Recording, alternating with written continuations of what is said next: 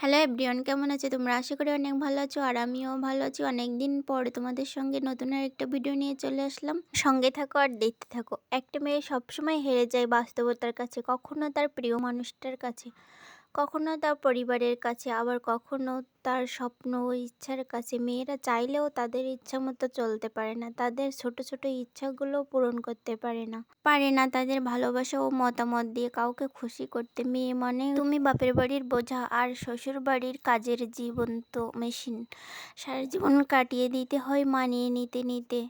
অবহেলা, লাঞ্ছনা, অপমান নিয়ে বেঁচে থাকতে হয় মেয়েদেরকে নিজের মতো করে বোঝার মতো কেউ থাকে না।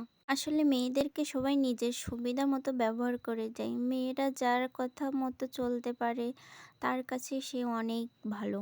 আমাদের সমাজে এরকম অনেক মেয়েরা রয়েছে বা অনেক এরকমই রয়েছে যে স্বামী, শ্বশুর, শাশুড়ি যেটা বলবে সেটাই হবে, তার নিজের কোনো ইচ্ছা নেই, মত নেই। আমাদের চারিদিকে আশেপাশে এরকমই অহরহ রয়েছে।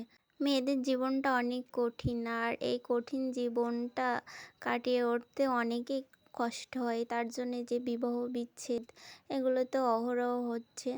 প্রতিটা সংসারে ঝগড়াঝাটি সব কিছু হবে, তাই বলবো যে সব বোনেরা ও আমার দিদিরা সবাই একটু মানিয়ে নিতে।